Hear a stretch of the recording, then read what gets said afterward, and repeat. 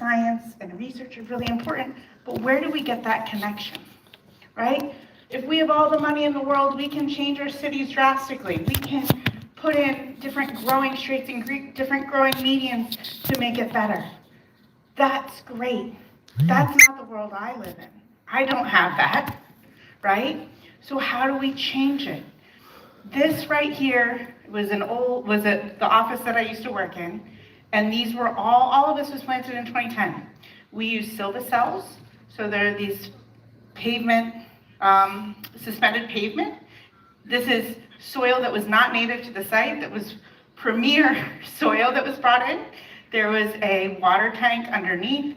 They had access to as much water, and you can start to see very quickly, in 3 years, it's a different place. It got so different that they had to remove some of the trees, which is an interesting concept, right? We've succeeded too much. Let's take some of these trees out, because no one could see the building, so they couldn't come visit us. So it was a very hard concept. But who made that decision? Not the trees. We did, the humans. So we know that these plants are happy and healthy and thriving, but they're not the decision maker. We are. So does your city, does your municipality, does your region have access to unlimited funds?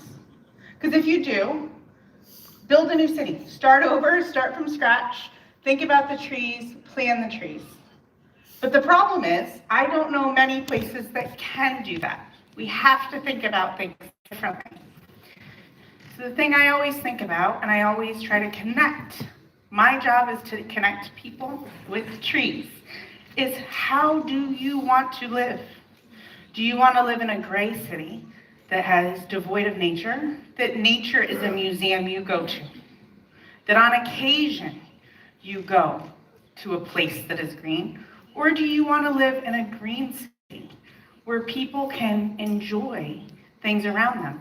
And they enjoy them so much that they don't know. They don't notice that they're enjoying them because there's the trees, right? I would love everyone to stand up and say, I love trees, and here's why.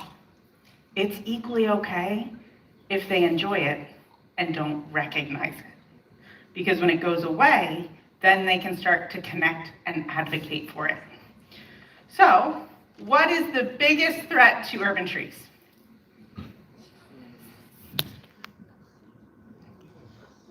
Me. You, yes. Humans, right? We are the worst. If it weren't for humans, we'd be doing great. We have destruction of trees, healthy trees, right? But we take them out for development. We take them out for growth. We take them out for progress, right? Let's be a smart city. We don't need trees. That's not true. We know that's not true. But development isn't the problem. We can have both good development and trees. We can have good standards and have growth and have progress.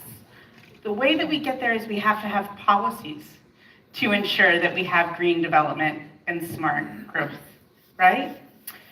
So when we looked in Washington, D.C., from 2006 to 2011, 75% of the time, looking at building permits alone, I can tell you based on the type of permit, if trees will be removed.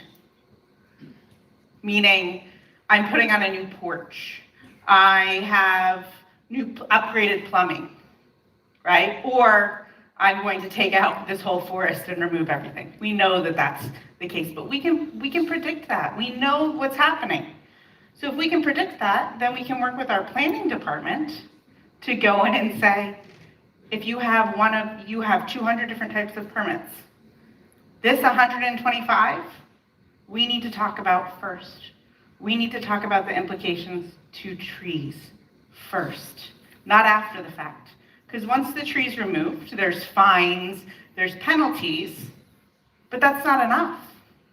Because someone can just pay those and move on, right? And they've already done all the damage. That doesn't help us. So how do we think about that? We know It's harder to get retrofits. It's easier to think about trees from the start. So we want trees in the forefront of everyone's minds to start. Not, I've developed this whole beautiful, modern hotel, and oh, I need to put in trees, right? So we need to start to think about that. We need to move forward. This was the installation of a highway, and we could have fought the highway. We could have said, we don't want this highway, it's horrible. Or we can say, we want the highway and, right? So I think a lot of the times we stand up and we say, no, not this, this. There is a middle ground that we have to talk about and we have to communicate about, and it's hard. It's hard to see any trees removed, right? The previous speaker talked about empathy and love of trees. It's very hard to say, well, trees have to be removed, so how do we just do better? We know that it doesn't matter what trees are, the dominant species in the urban forest is humans. So this, it looks like a little child's play area. This is in a street tree.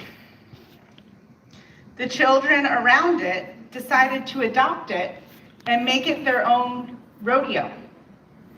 And so when we were going around and looking and talking with people, you can see we're on bikes, right? You can see the bike tire. And this is just, the kids decided to make this their play area. Does this impact the tree? Sure, in certain ways. But isn't it better that they're recognizing as small children, they get to play, right? A tree means play. It doesn't mean danger, it doesn't mean scary, it means play. So, how do we align what the arborist, what the expert wants with the public? Because that's where the rubber meets the road, right? That's where we're running into all these issues. Aligning experts with general public. No answers? Very good. So the question that I always think about is, do you want to be right or do you want to be successful? How many people want to be right? There's no wrong answer here. How many people want to be successful? How many people want neither, Sharon? How many people want both? Yes. So in order to be successful, have you ever met someone very, very smart and they talk at you? Never? If you're saying never, I'm going to tell you you're the one that's doing it. So if that's the case, no one likes that. That's not fun. It's not a conversation, right? Everyone can learn. You can always learn. Maybe you're not learning from books. Maybe you're just learning about someone's experience. But it's that concept of trying to be successful. Not trying to say, oh, did you know that this tree does this for air pollution, and this for stormwater, and this for pollinator benefits, and this for your cortisol stress hormones. And if you plant 4 of these, and it's this very big tree instead of this small shrub, this is how much better it is. Did anyone hear that and get excited and want to go plant trees? Some of you, yes, right? The majority of the public does not feel that way. So we have to think about our messaging. We have to think about it in different ways. I'm going to tell you carbon storage and carbon modeling, which is what a lot of technology is based off of and works for policymakers, does not work for the public. What can work is, instead of saying carbon tons avoided, is saying how many trips, how many kilometers driven does that tree, right? So it's the same message, but using different language and relating it to people in different ways. Urban heat island is a compelling message, right? If people recognize that they're living in the city and it's hotter, and why it's hotter, and if we had trees it would be cooler, you can change the messaging. We can talk about water.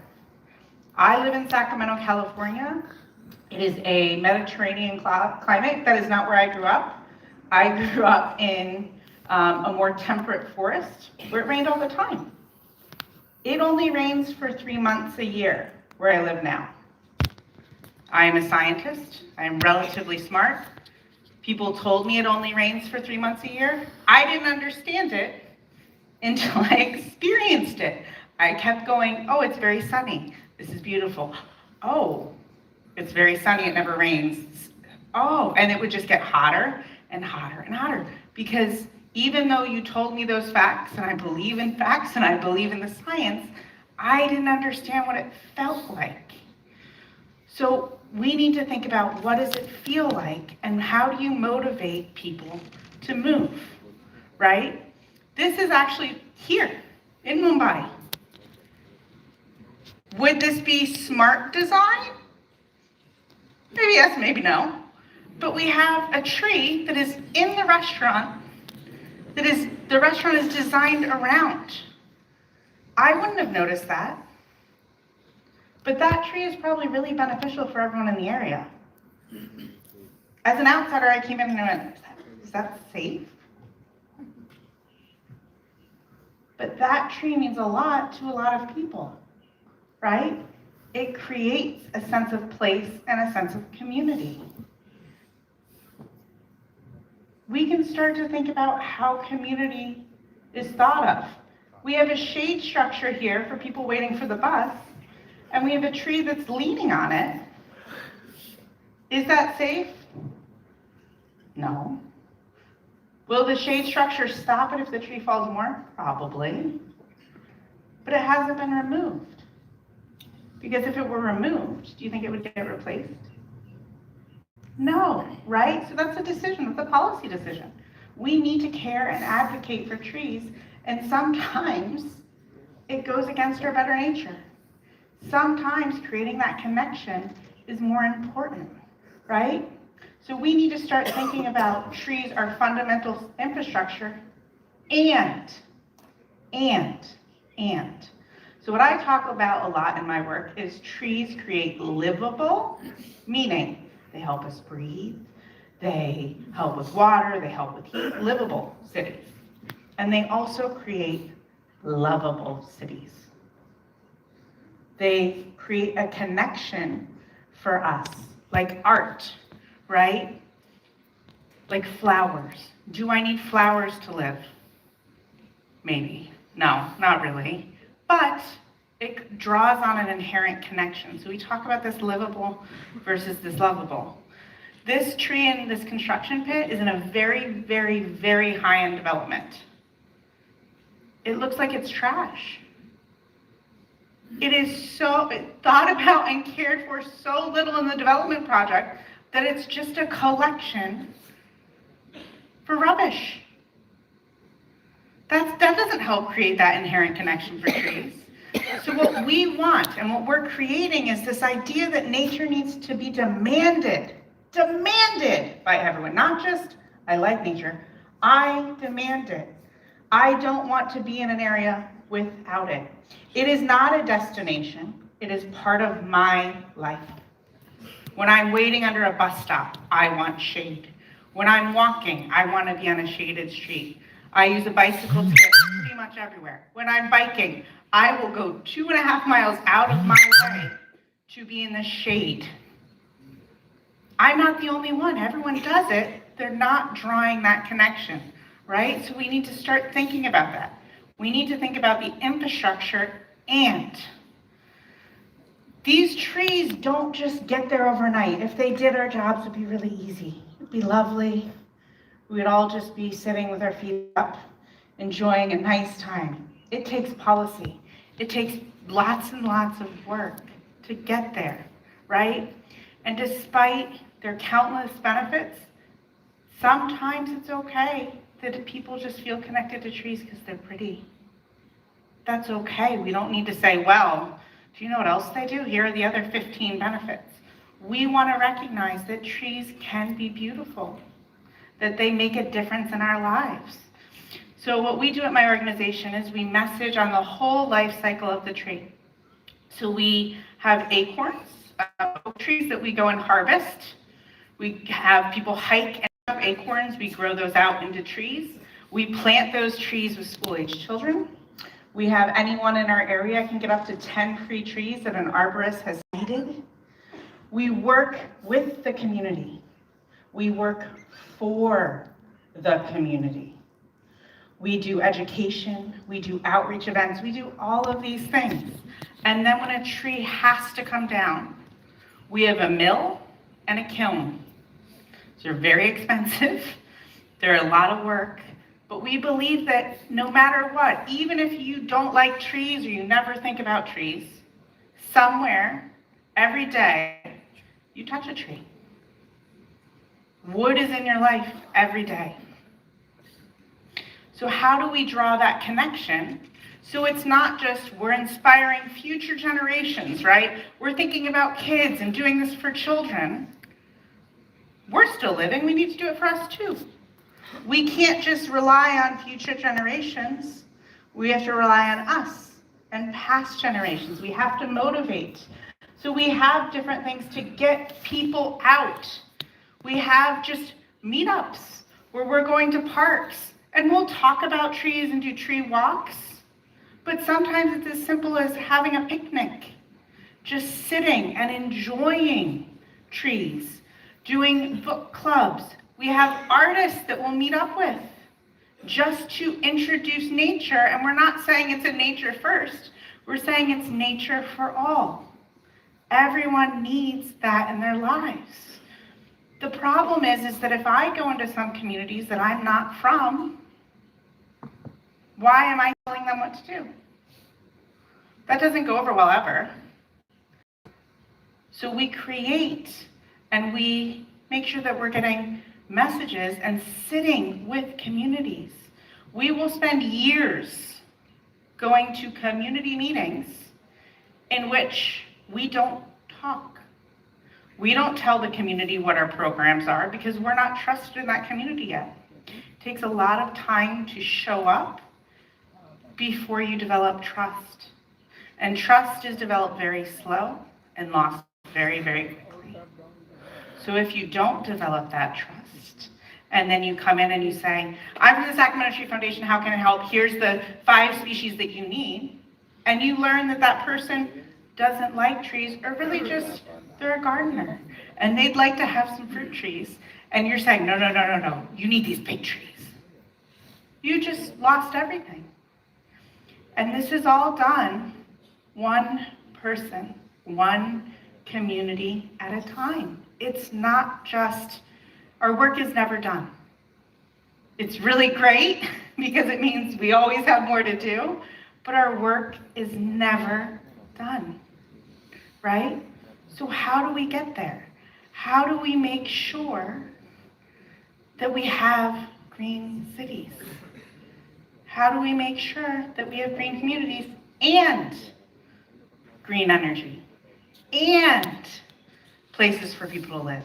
It's in that and, it's in that partnership. It's in the ability to connect together. So we make a very big deal when a tree does get removed. We know where that tree came from. We know the community it came from. We know the struggles because when we mill it, and you're milling a redwood tree and the blade chops off because it's a marble, we know that kids are playing and putting marbles in cavities, shoes. And we can honor what that tree has done for that community. We can be a part of it. We can celebrate it. When I started, I wasn't from this area. I have 2 little tables that I can talk about and recognize and know where they came from and celebrate that. It's in the celebration that's important. So what do you do next? You have now spent 2 to 3 days learning. I just came up and we talked for half an hour and I said, well, every community is different, good luck. Right? That's not very helpful to you, is it? So what I would say is that you're all here. You're developing connections. There are tools that you can go to for help. There's this Trees Are Good website, which is part of the ISA. They have all of the information and all of the data you need in a way that people can understand it. It's really helpful. You also see a picture of Carl and I reaching out when we were in India, touching each other through the car. It's pretty exciting. I met Carl a year ago. I don't see him very much, but that's a connection point.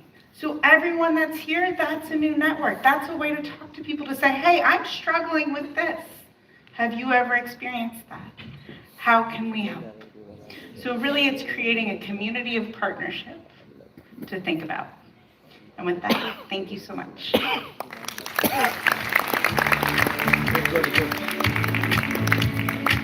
you so much, Dr. Sanders.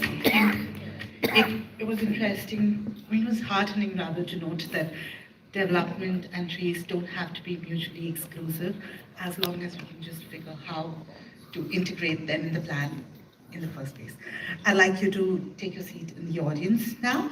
We're actually taking a quick 10-minute break, and please be back here sharp by 11:40.